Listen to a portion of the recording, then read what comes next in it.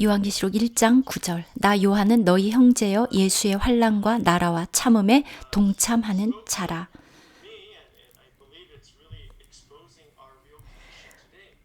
이 구절이 정말 오늘날 우리에게 시사하는 바가 많습니다.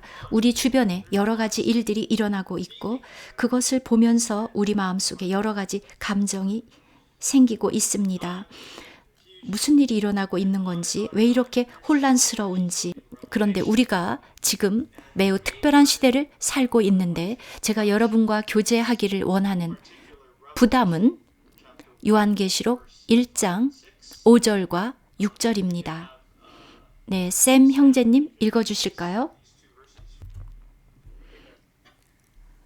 5절과 6절입니다. 또 충성된 증인으로 죽은 자들 가운데에서 먼저 나시고 땅의 임금들의 머리가 되신 예수 그리스도로 말미암아 은혜와 평강이 너희에게 있기를 원하노라. 우리를 사랑하사 그의 피로 우리 죄에서 우리를 해방하시고 그의 아버지 하나님을 위하여 우리를 나라와 제사장으로 삼으신 그에게 영광과 능력이 세세토록 있기를 원하노라. 아멘. 이 두 구절 저는 자주 특히 성도들 그리고 새로 오신 분들과 이 성경 구절을 가지고 교제를 나눕니다. 우리를 사랑하사 그의 피로 우리 죄에서 우리를 해방하시고 그의 아버지 하나님을 위하여 왕들과 제사장으로 삼으신 그에게 자주 이 구절을 가지고 교제할 때 특히 지난 몇 달 동안 우리가 주목한 것은 그 앞부분입니다. 즉 그리스도가 충성된 증인이다. 그동안은 5절 뒷부분에 주로 주의했었다면 지난 몇 달 동안 저는 앞부분 충성된 증인 그리고 또 9절에 나온 것처럼 나 요한은 너희 형제여 동참하는 자라 컴패니언 우리 주님께서 이 땅에 다시 오실 때 흰 말을 타고 오실 때 그 뒤를 따르는 군대들이 있습니다. 어떻게 충성된 자들로 주님이 다시 오실 때 그를 따르고 끝까지 주님과 함께 할 것인지 바로 그런 주님을 보아야 한다. 예수 그리스도는 우리의 구속자일 뿐만 아니라 우리의 구원자일 뿐만 아니라 우리의 형일 뿐만 아니라 우리가 보아야 하는 그리스도는 어떤 분인가?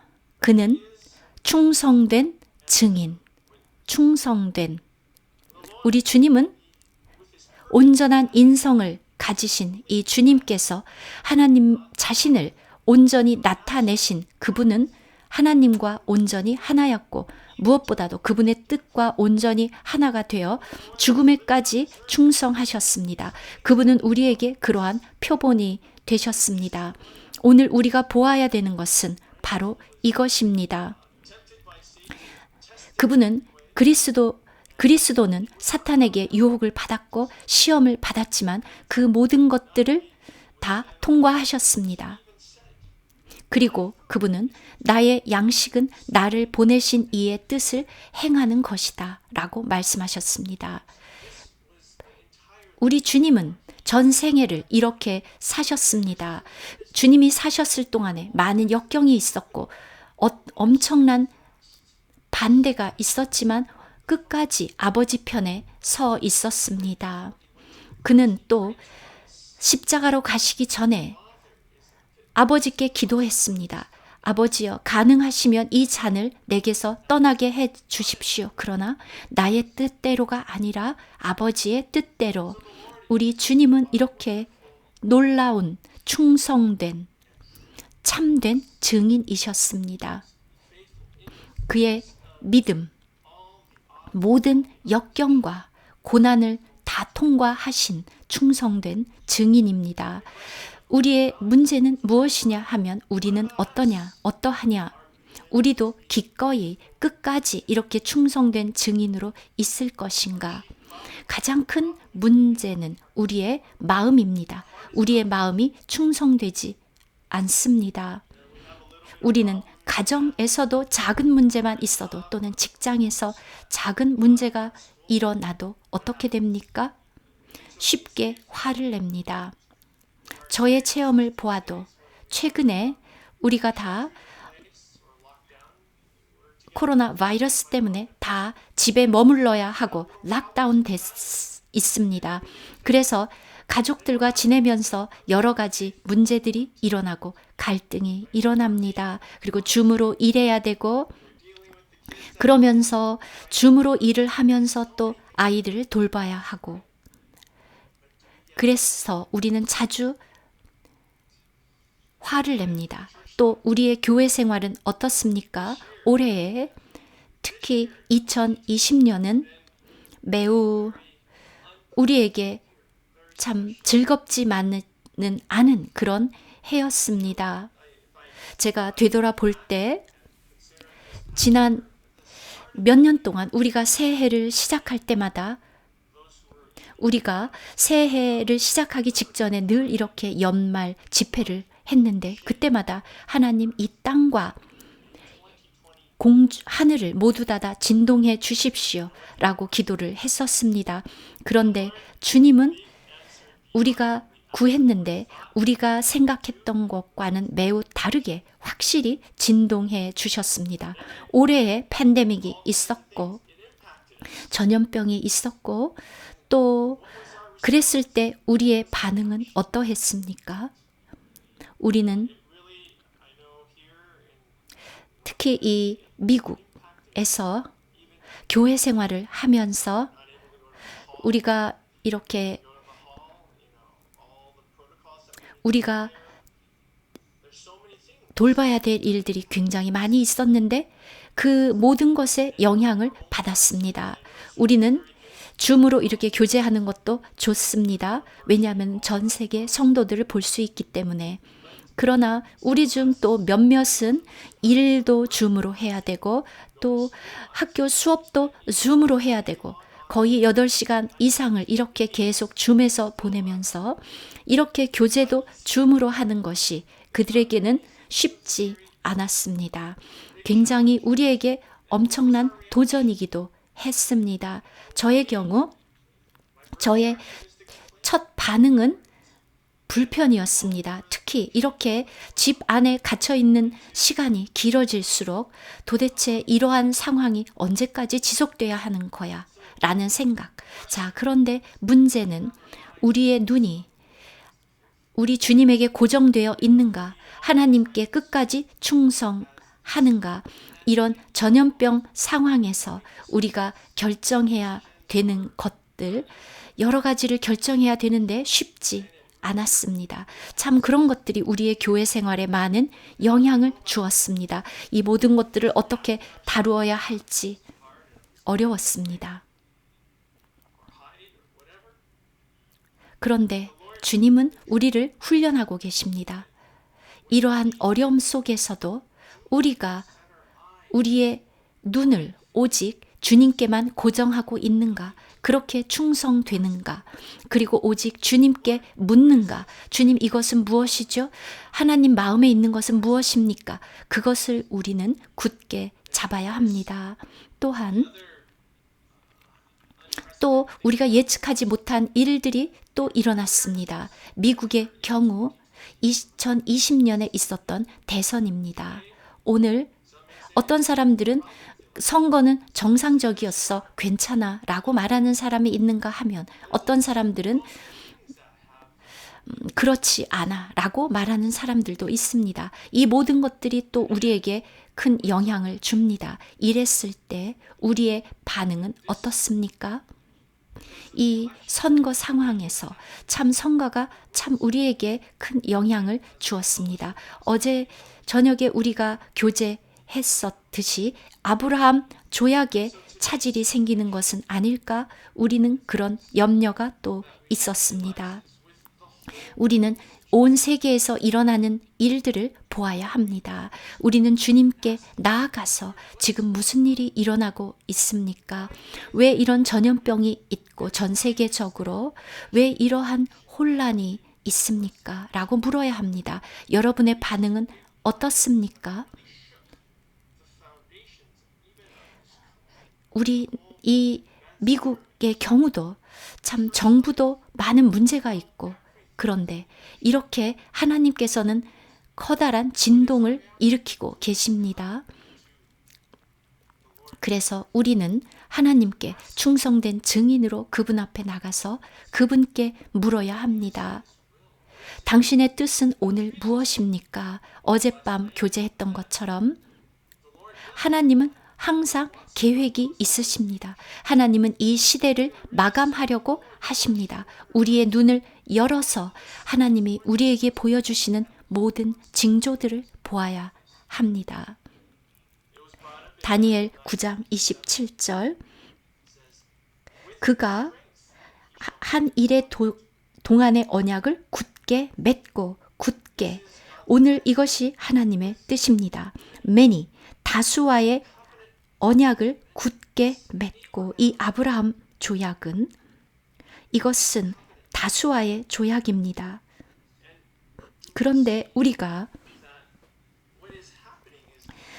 지금 일어나고 있는 일들이 아브라함 조약이 70번째 주를 완성하는 것이라면 정말 그렇다면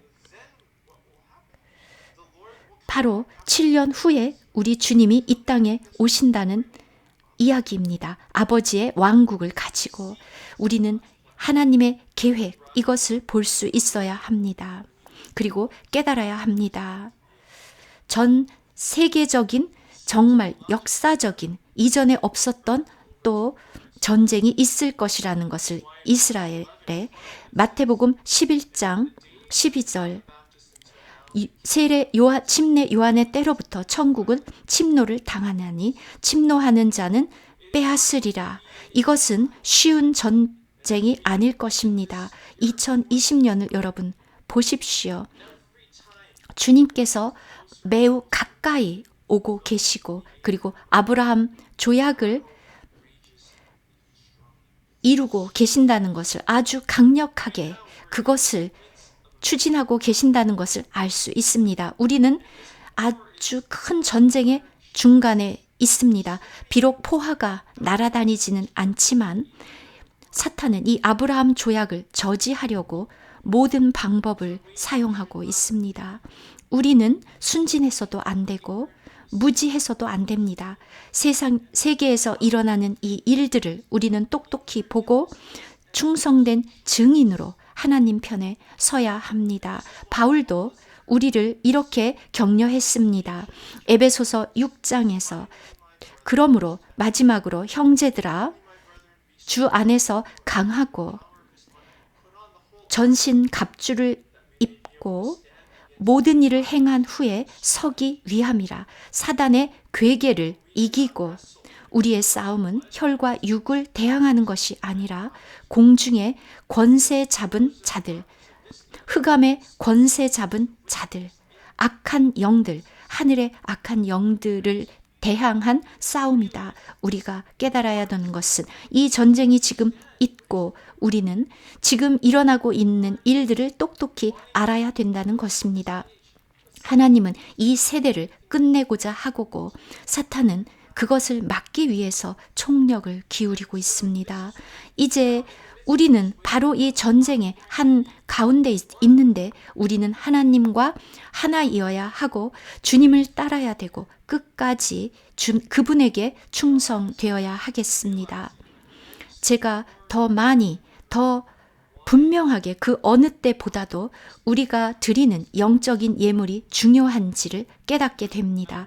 번제의 경우, 번제는 단지 순종을 배우는 것만이 아닙니다. 우리의 일상생활에서 부모님께 순종하고 또 서로 형제 자매들 서로 순종하고, 그러나 가장 중요한 것은 아버지께 순종하는 것입니다.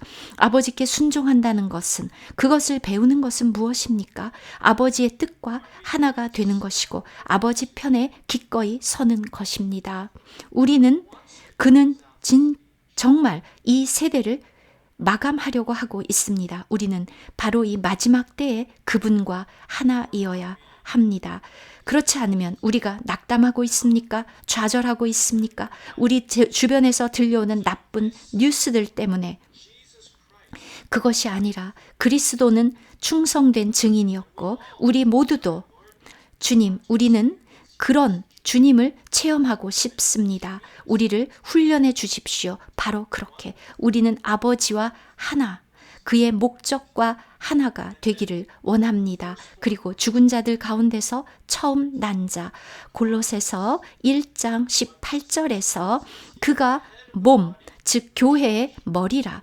그는 시작, 그리고 죽은 자들 가운데서 처음 나신 자, 그 모든 것들 위에 뛰어난 그분, 우리 주님은 죽은 자들 가운데서 처음 난 자,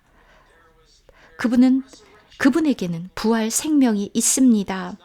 우리 개인적으로가 아니라, 우리 개인을 위해서가 아니라 그분의 신부인 교회를 산출하셨습니다. 오늘 그것은 왕국입니다.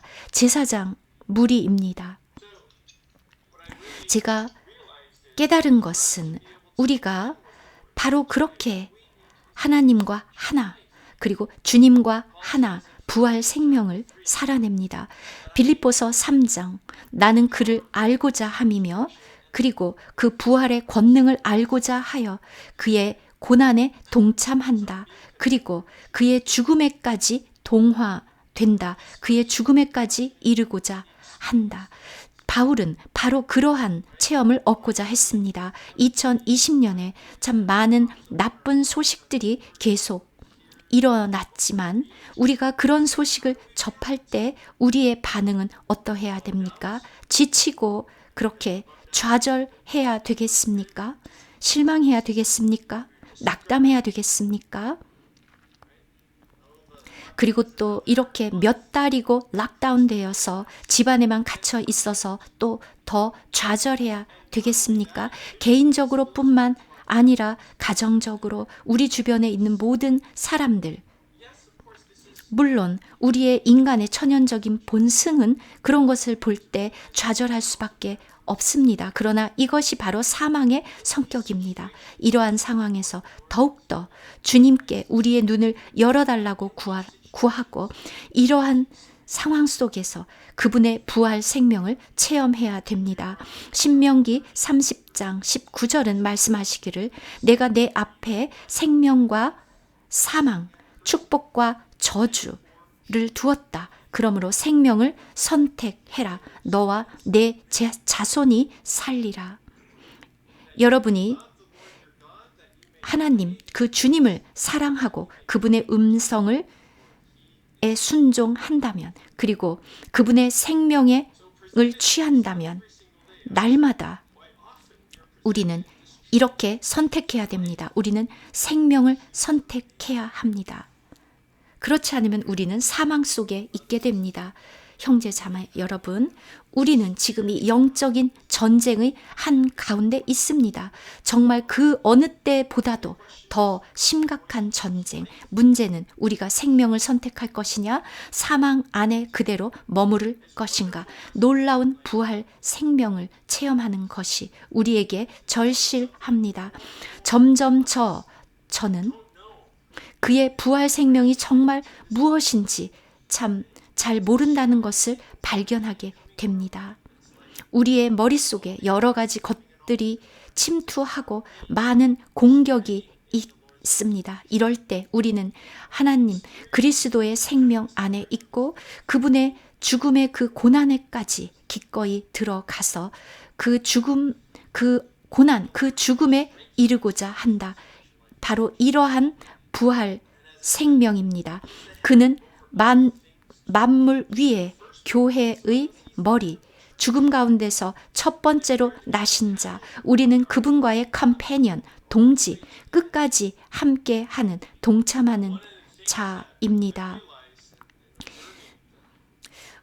이 팬데믹 상황에서 우리의 반응들을 보면 우리에게 두려움이 있다는 것입니다. 이 두려움이 너무 강해서 다른 모든 것들을 다 삼켜버립니다. 그런데 이 두려움의 위험성은 뭐냐 하면 우리가 그리스도를 따르는 것을 방해한다는 것입니다. 그리고 그것은 우리에게 영향을 끼칩니다. 우리가 그리스도, 모든 것들의 머리, 모든 것 위에 계신, 만물 위에 오르신 그분, 교회의 머리이신 그분을 잡고 있는가? 지금 전 세계적인 전염병 상황에서 우리는 가정에 갇혀 있습니다. 그리고 모든 사람들과의 교제도 끊기고, 그리고 줌으로 모든 것들을 하지만 우리는 이 줌을 사용해서 또한 서로를 방문할 수 있고 격려할 수 있습니다. 이러한 집에 있는 상황 속에서 가족들과 갈등을 일으키기도 하는데, 그럴 때 우리의 문제는 뭐냐 하면 주님을 굳게 잡고 있는가, 아니면 분열하고 있는가. 왕국이, 나라가 분열하면 그 나라는 설 수 없다고 주님이 말씀하셨습니다. 오늘 우리는 어디에 있습니까? 우리는 우리의 머리와 하나입니까? 그분을 굳게 잡고 있습니까? 아니, 그리고 우리가 서로 협력하고 그 부활 생명에 동력하고 있습니까? 사망을 이긴 우리의 눈을 우리 주님에게 고정시켜야 합니다. 우리의 구원의 대장이시고 교회의 머리가 되신 주님, 그리고 이 통치, 즉 모든 임금들의 머리가 되신 이 주님, 우리가 깨달아야 합니다. 주님은 정말로 이 세상 모든 임금들의 머리, 그들을 다스리는 분입니다. 우리는 이것을 보고 다니엘 5장 21절 뒷부분, 지극히 높으신 자의 성도가 나라를 얻을 것이며, 즉 그가 선택하는, 우리가 정말로 즉 모든 것을 선택하고 통제하는 분이 하나님이시라는 것, 우리 주님이 그 모든 것의 임금들의 머리라는 것, 여러분 믿습니까? 하나님께서는 정말로 이 시대를 이제 끝내려고 하십니다. 이 세대를 마감하려고 하십니다. 다수와의 언약, 그것을 굳게 세우고 다수와의 한 일의 언약, 이것이 어떻게 성취될 수 있겠습니까?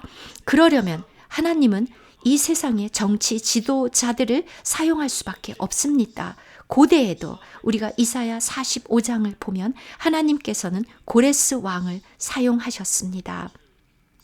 주변의 나라들을 다 진압하고 이스라엘 백성이 그 포로에서 돌아와서 예루살렘으로 돌아와서 하나님의 성전을 재건하도록 하셨습니다. 하나님은 그렇게 고레스를 사용하셔서 이 일을 이루셨습니다.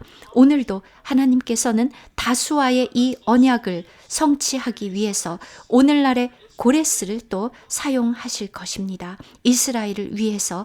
그래서 그곳에 또 성전을 건축하실 것이고, 그곳에서 그들은 동물들로 짐승들로 드리는 그 제물들을 드리게 될 것입니다. 바울은 우리에게 고린도전서 6장 2절에서 상기시켜 주었습니다. 너희들은 성도가 세상을 심판하실 것을 알지 못하느냐?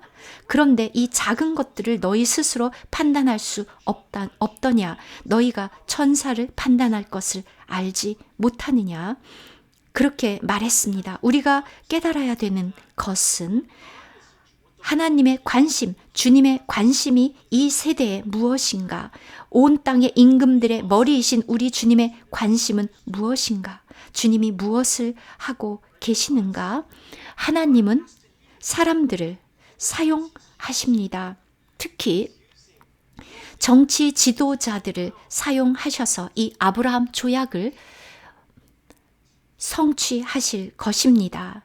왜 우리가 이 일에 주의를 기울여야 합니까? 우리가 뒤로 돌아가서 구약을 봅시다. 하나님의 백성들이 어떤 권세가 있는 자리에 경우가 있었습니다. 다니엘을 보십시오. 다니엘과 세 친구들 그랬을 때 그때의 하나님의 목적은 전 세계에서 특히 그 당시에 지배적인 그 정부에서 하는 일을 알았고 그것에 관여했습니다. 아무도 느부갓네살의 왕을 그 당시의 술사들은 해석할 수 없었습니다. 그래서 그들 모두가 다 죽을 위기에 처했는데 다니엘과 세 친구들은 그 일을 해냈습니다. 에스더는 어땠습니까? 에스더 또한 유대인들이 모두가 다 죽어서 없어지게 되었을 때 에스더는 그 일에 쓰임을 받았고 그 일에 관여했습니다. 오늘 우리도 전 세계에서 일어나는 일에 무지해서는 안 됩니다. 정치에 어떤 일이 일어나는 일들도 우리는 알아야 합니다. 우리가 정치 활동가가 되자는 이야기가 아니고 그런 활동을 하자는 의미가 결코 아닙니다. 그런데 지금 보좌에 앉으신 그 주님이 기도하고 계시는 것, 그것을 기도해야 됩니다. 그 주님이 하고 계시는 일들, 그것에 주의를 기울여야 합니다. 주류 언론들이 하는 그 말을 들어야 되는 것이 아니라 지금 세상은 온통 엄청난 흑암이 덮고 있고 많은 진실들을 은폐되고 있습니다. 우리는 아버지의 뜻이 이루어지도록 기도해야 됩니다. 그런데 어떻게 기도할 수 있습니까? 주님은 이 아브라함 조약을 성취하고자 하십니다. 우리가 어둠 속에 있으면 우리가 기도할 때 목표가 없어집니다.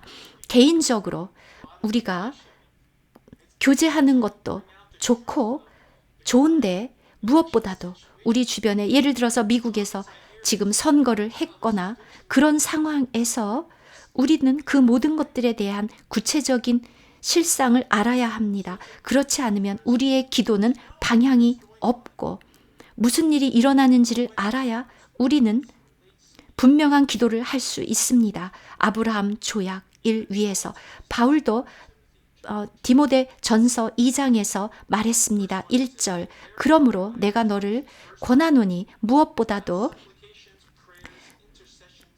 중보 기도를 하는데 하고 감사 기도를 하라. 모든 사람을 위하여 특히 임금들과 권세 잡은 자들을 위해서 기도하라. 이것은 내가 고요한 가운데 경건한 가운데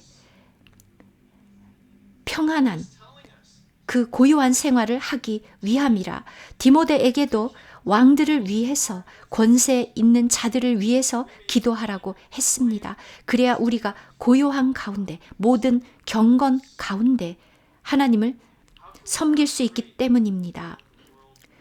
오늘날 일어나는 모든 상황을 위해서 당연히 우리도 기도해야 합니다. 우리는 아주 중요한 시대를 살고 있고 주님이 이 시대를 마감하고자 원하는 그 시대의 한 가운데를 살고 있습니다.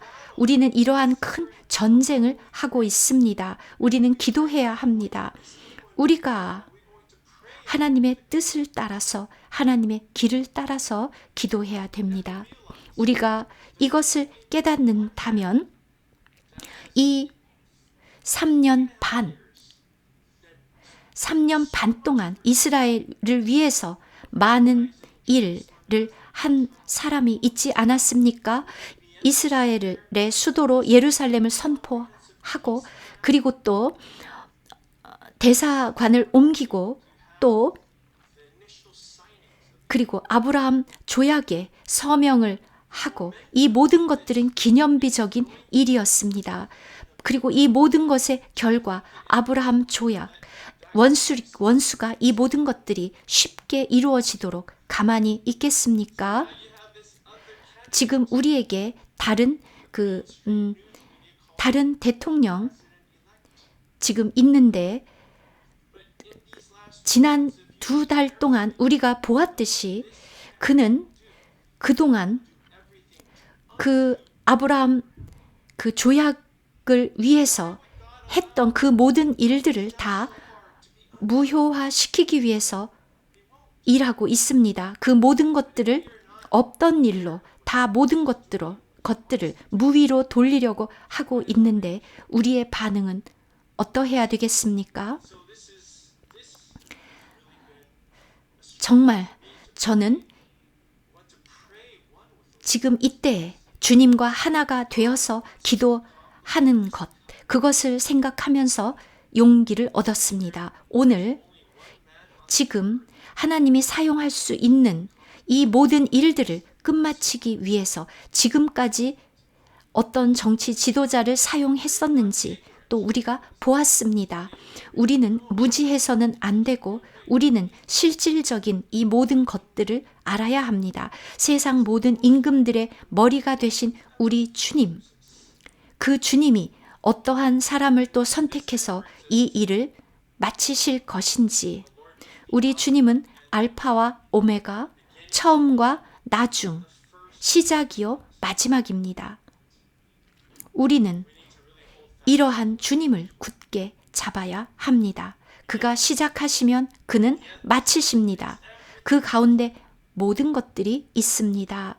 아브라함 조약, 주님은 이것을 시작하셨습니다.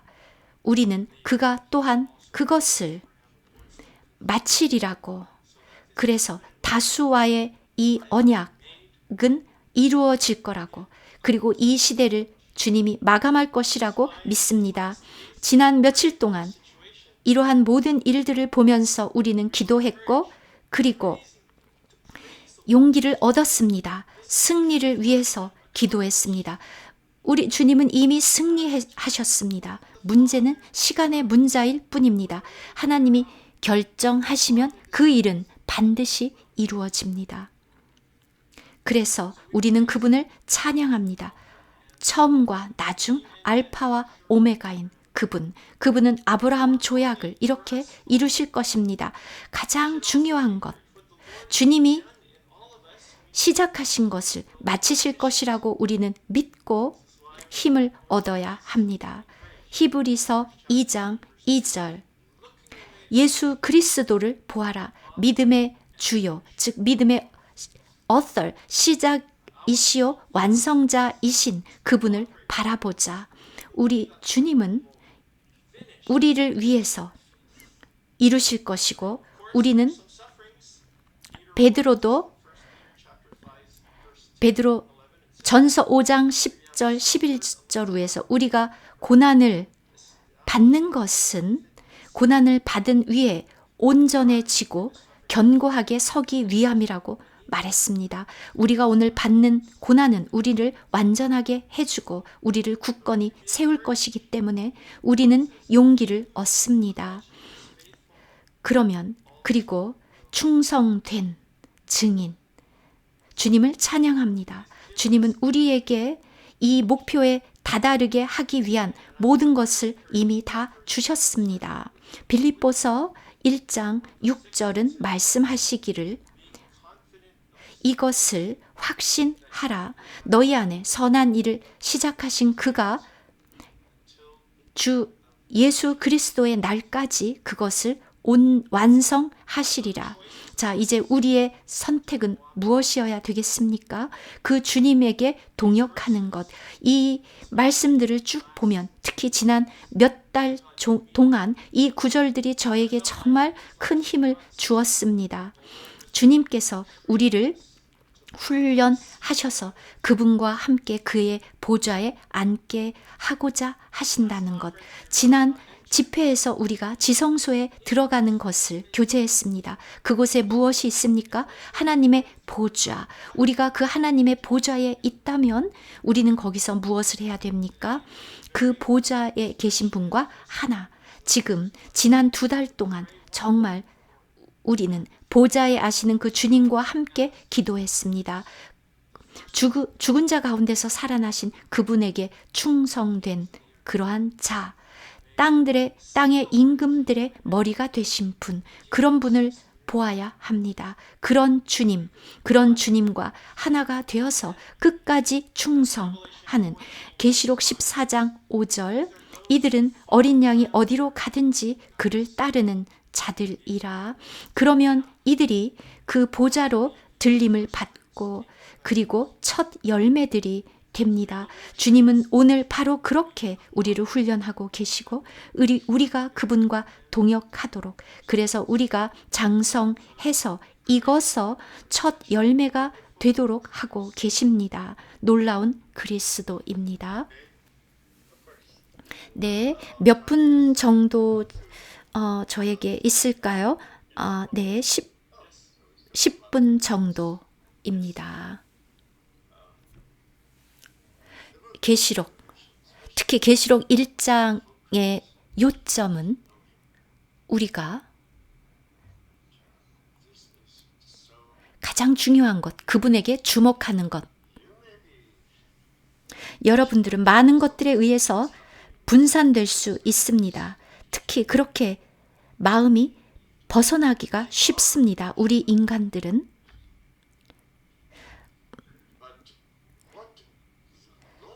자, 주님이 오늘 우리에게 원하시는 것, 그분에게 주목하는 것. 이것이 요한계시록의 핵심입니다. 여러분이 깨달아야 하는 것은 우리 주님은 그리고 우리 하나님은 놀라운 삼일 하나님이라는 것입니다. 그분을 아주 놀랍게 아주 특별한 방법으로 계시록 1장에서 자신을 보여주셨습니다. 그분은 자기 자신을 어떻게 표현하셨습니까? 지금도 계시고 과거에도 계셨고 곧 오실 분. 우리는 그런 하나님을 알고 계십니까? 우리는 삼일 하나님을 알고 계십니다. 그런데 우리가 아는 것은 아버지와 아들과 성령 모두가 다 삼일 하나님을 알고 있습니다. 아버지, 아들, 성령. 예, 샘 형제님 어떻게 생각하십니까? 삼일 하나님 하면은 삼일 하나님? 그런데 누가 이 하나님을 이제도 계시고 전에도 계셨고 장차 오실 자라 그렇게 생각한 적이 있습니까? 그리고 일곱 영들. 여러분, 영이 몇 분입니까? 여러분은 아마도 에베소서 4장을 인용하면서 성령도 하나요. 그렇죠. 성령, 오직 하나의 성령이 있을 뿐입니다. 그런데 요한계시록에서는 지금 뭐라고 말합니까? 일곱 영. 네, 여러분, 뭐가 더 좋습니까? 하나의 영, 일곱 영. 토비 형제님, 어느 게 더 나올까요? 네, 일곱이 언제나 더 좋습니다. 그런데 하나라고 하지 않았습니까? 하나님은 한 분이신데 어떻게 아버지와 아들과 성령일 수 있습니까? 그런데 이 지금 계시록에서 보여주는 것, 하나님의 일곱 영, 그리고 여기에서 순서는 아버지와 아들과 성령이 아니라 아버지와 일곱 영과 그리고 나서 아들을 언급했는데 이상하게 들리지 않습니까? 아버지와 성령과 아들, 좀 뭔가 우리의 귀에 익숙하지 않죠? 틀린 것처럼 들립니다. 그런데 지금 여기 계시록에서는 아버지라고 부르지도 않고 그분을 이제도 계시고 전에도 계셨고 장차 올 자라라고 그렇게 명명하고 있습니다. 이 이름은 어떤 의미가 있겠습니까? 또 일곱 영, 하나님의 일곱 영, 그의 보좌 앞에 있는 일곱 영들, 이 일곱 영들이 그의 보좌 앞에 있습니다. 그리고 더 읽어보면 이 일곱 영들이 일곱 개의 불꽃이라는 걸 알 수 있고 온 세상에 보내심을 받은 일곱 개의 눈이라는 것을 볼 수 있습니다. 이러한 관념, 이러한 개념, 참 특이한, 우리가 생각지도 못하는, 성도들이 생각하지 못하는 개념입니다. 우리는 그냥 사도행전에 나왔던 그 성령, 오순절날 부어졌던 그 성령, 그게 다죠. 우리가 아는 것은 오순절날 성도들에게 내려온 성령, 그래서 성도들이 방언을 말하고, 그리고 그런데 지금 여기에 나온 이 성령 정말 놀랍지 않습니까? 우리가 정말 주의를 기울여야 하지 않겠습니까? 하나님의 7 영들. 이건 어떤 의미를 우리에게 주고 있을까요? 바울이 얘기할 때 아마도 에베소서 1장에서 풍성한 성령을 말했을 것입니다. 우리 예수 그리스도의 풍성한 영, 한량 없는 그 영의 공급, 너무나도 완벽해서 전혀 부족함이 없는, 골로새서에 나와 있는 것처럼 그의 안에 모든 것이 충만하다. 그 안에서 너희도 충만하여 졌으니 아무것도 결핍이 없습니다. 이 영은 진리의 영, 예수 그리스도의 실제의 영. 지금 그래서 여기 계시록에 하나님 다음으로 2번째 위치를 차지한 이 하나님의 7 영, 우리가 얼마나 오늘날 이 성령이 필요한지를 보여주고 있습니다. 특히 우리가 사는 이 마지막 시대에 그 어느 때보다도 우리는 이 놀라운 7 영이 필요합니다. 7배의 영이라고도 사람들이 해석하는데 그냥 7배의 영이라는 그 말도 어찌 보면 부족합니다. 7배라고 하면은 굳이 왜 70배, 700배, 7000배는 어떻겠습니까? 토비 형제님, 내 수학자인데 뭐가 더 좋겠습니까? 더 많을수록 좋다고 지금 대답했습니다. 그래서 이 7이라는 숫자는 그냥 7배라는 의미만 말하는 것이 아니라, 왜냐하면 우리는 70배가 저는 필요해요. 우리는 이렇게 말할 수도 있기 때문입니다. 7배가 아니라 70배. 그래서 감히 70배라는 말보다도 차라리 완전한 하나님의 마음속에 있는 그 숫자 7, 7영, 아무것도 부족함이 없는 7 교회처럼, 이 7 교회가 전 교회 역사의 전체 교회를 다 망라해서 보여주는 것처럼, 그리고 6장에 나오는 7인, 그의 이 세상의 정부, 그가 승천하고 나서 천년 왕국까지 이 땅에 있을 모든 정부들, 그리고 7인, 그것을 7인으로 표현했습니다. 여러분, 세계 역사를 본다면, 여러분 그 세계 역사를 기록하려면 책 70권이면 충분하겠습니까? 700권이면 되겠습니까? 그런데 하나님께서는 7개의 인으로 인류 역사를 간단하게 보여주십니다. 7이라는 이 숫자, 매우 특별한 숫자입니다. 완전한, 온전한 숫자, 하나도 부족함이 없는 숫자입니다. 오늘날 우리는 이 영이 필요합니다. 아무것도 결핍이 없는, 오늘 우리가 무슨 일을 하든지 이 시대에 우리가 필요한 것은 바로 이러한 성령, 그 어느 때보다도 우리는 이것이, 이 온전한, 완벽한, 풍성한 이 영의 공급, 하나님의 7 영의 공급, 온 땅에 보내심을 받은 이 영이 필요합니다. 하나님의 7 영, 형제님들이 말씀하셨던 것처럼 계시록 5장에서, 그런데 지금 여기에서 우리는 이렇게 놀라운 성령의 공급, 우리가 왜 이 성령의 공급을 받아서 취해서 그것을 적용하지 않습니까?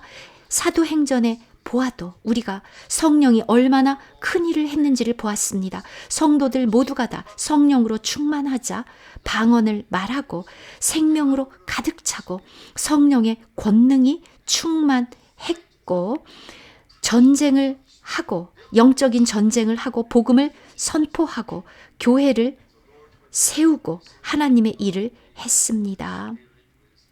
한량 없이 부어지는 이 영, 한량 없이. 그런데 형제님이 가지고 있는 받은 영은 어떻습니까? 똑같습니다. 라고 대답했습니다. 제가 그런 대답을 처음 들어봤습니다. 사람들에게 물어봤지만 한량 없이 부어지는 그 분량의 영을 받았다고 지금 대답했습니다. 네, 지금 형제님이 다시 대답을 바꾸어서 그러기를 희망한다고 대답했는데, 네, 또 어떻게 그렇게 금방 또 대답을 바꾸었는지, 네, 왜 우리가 그것을 사용하지 않습니까? 지혜와 계시의 영을 왜 구하지 않습니까? 그것이 우리를 강건하게 해주고 하나님의 일을 수행하게 해주고, 그리고 요한, 계시록에 나와 있는 요한처럼 그렇게 할 텐데, 요한은 놀라운 4개의 이상을 보았습니다. 온 우주에서 가장 중요한 4개의 이상을 보았습니다. 4번. 그럴 때마다 요한은 영 안에서, 내가 영 안에서, 우리가 영 안에 있지 않으면 그러한 것을 결코 볼 수 없습니다. 우리는 아마 사사로이 개인적으로 해석하게 될 것입니다. 그것이 아니라 우리에게 이 하나님의 영, 요한처럼 하나님의 영을 가진다면 요한이 보았던 것을 우리도 볼 수 있을 것입니다.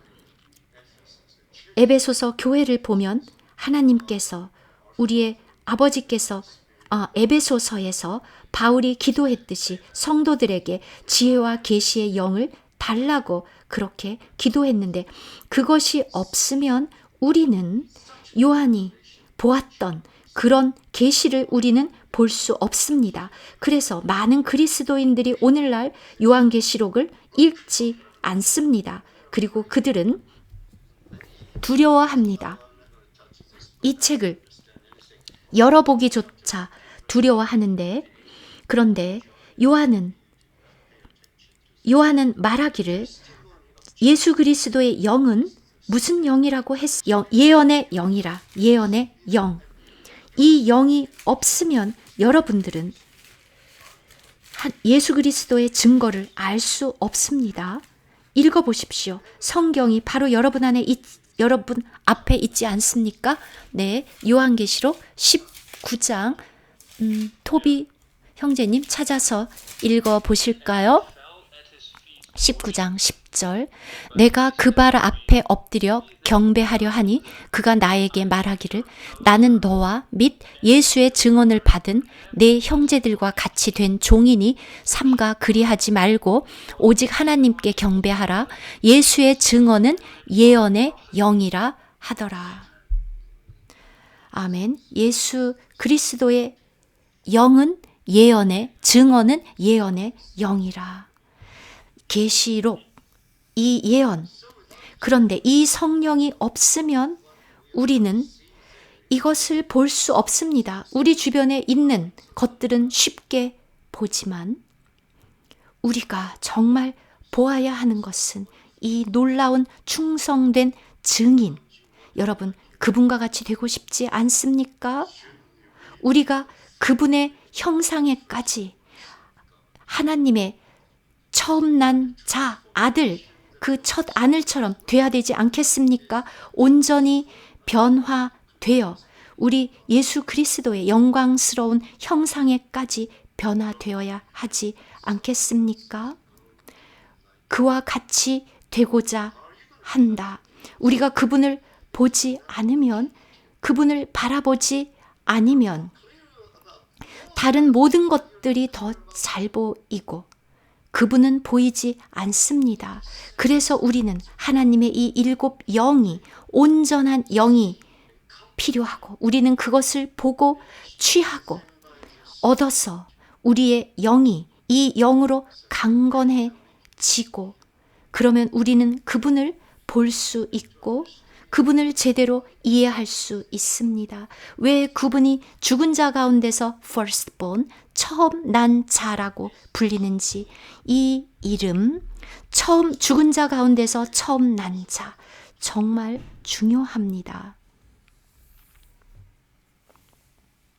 그래서 저는 주님께서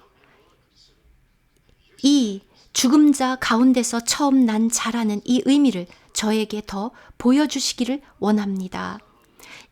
시편 2편 그리고 사도행전 13장 33절 오늘날 내가 너를 낳았다. 그는 첫 번째로 난 자. 여러분, 하나님께서 그렇게 오랫동안 기다리셨다는 것. 이 사람, 여러분과 저와 같은 바로 이 하나의 사람, 하나님의 아들, 거룩한 하나님의 아들, 죽은 자들 가운데서 처음 난 아들로 선포가 되었고, 그래서 우리는 그의 형제들이 되었습니다. 교회가 되었습니다. 많은 형제들, 그리스도의 형제들이 되었습니다. 예수 그리스도가 처음 난 자이고 여러분의 맏형이라는 것을 아십니까? 오늘 우리는 그분의 형제들입니다.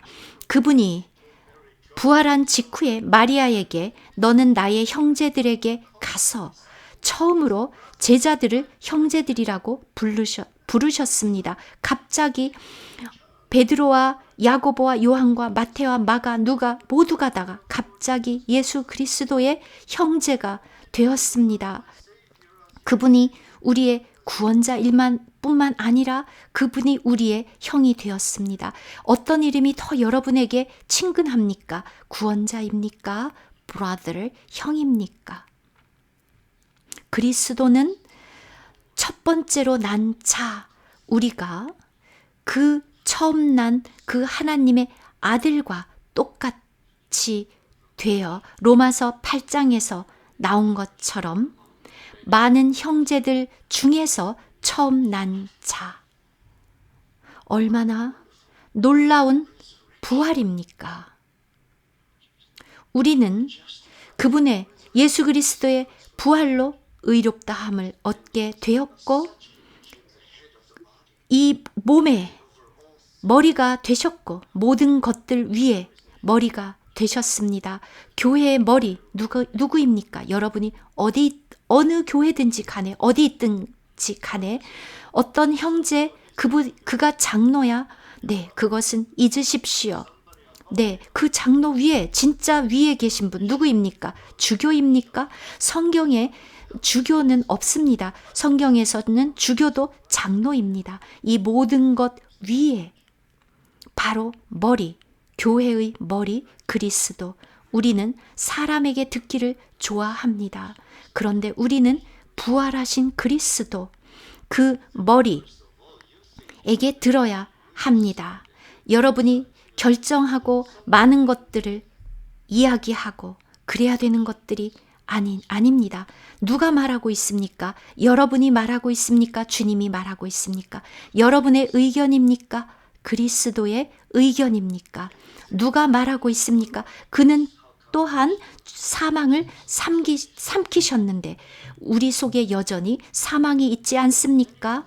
오늘날 우리가 하고 있는 많은 일들, 우리 육신 속에서 우리의 자아는 죄악될 뿐만 아니라 여러분들 여러분의 의견이 옳다고 생각하죠. 그래서 서로 의견에 불일치가 있고 그런데 이러한 모든 것들은 바로 여러분 안에 있는 사망의 역사입니다. 사망은 여러분을 더럽힐 뿐만 아니라 여러분 주변에 있는 사람들을 더럽히고 그리고 퍼집니다.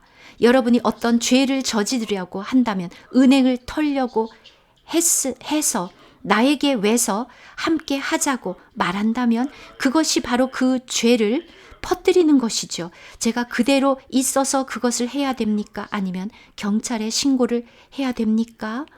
우리는 같이 그러면 경찰에 체포되지 않겠습니까? 누가 와서 저랑 얘기하는데 토비를 봐. 요즘 토비가 자기가 뭔가 된 것처럼 그렇게 생각하는데 그것도 모르는 것 같아. 너는 어떻게 생각해? 이렇게 제가 누군가에게 말한다면 즉시 저의 사망이 그 형제에게로 전파됩니다. 우리는 사망을 깨닫지 못합니다. 그런데 바로 주님께서 이 사망을 삼키셨습니다. 그는 사망에서부터 처음 난 자, 교회 생활은 이렇게 바로 사망을 삼킨 이 생명으로 충만해야 합니다. 교회 생활이 죽어 있다면 우리는 끝입니다. 불행하게도 사대 교회는 살았다 하는 이름은 있었지만 죽은 자로다. 여러분, 네, 뭐라고 되어 있었습니까? 그 교회 분명히 죽었다고 되어 있습니다. 여러분, 죽은 교회를 원합니까? 여러분, 우리 그리스도인들은 결코 죽을 일이 없어라고 생각하십니까?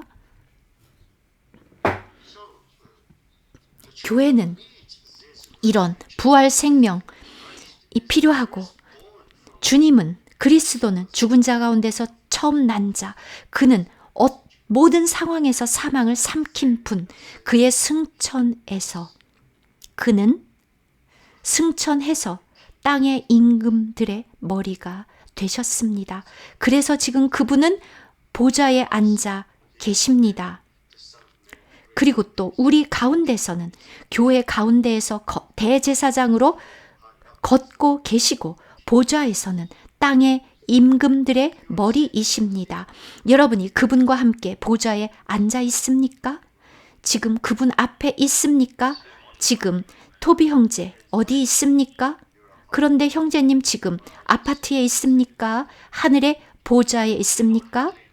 네, 겉으로 볼 때는 아파트에 있지만 영으로는 보좌에 앉아 있습니까? 어떻게 가능합니까? 성령 안에서 보좌에 있습니다. 자, 그렇다면 그 하늘에서 형제님 뭘 하시고 있습니까? 네, 보좌에 앉으신 그분이 하는 것을 나도 하고 있다고 그렇게 대답해야 하지 않겠습니까? 하나님이 이 세상을 지금 통치하고 있는 그것을 해야 되지 않겠습니까?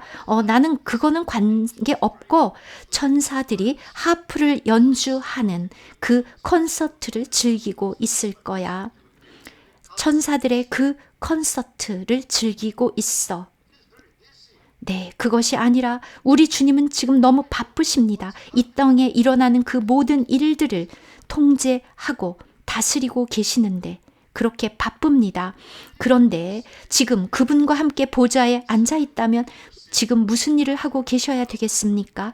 샘 형제님, 그분이 하고 있는 일을 저도 하고 있어야 되겠습니까?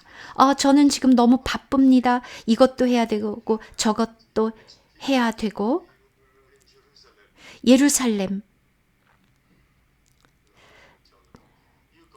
주님이 아마 성경을 읽어봐라.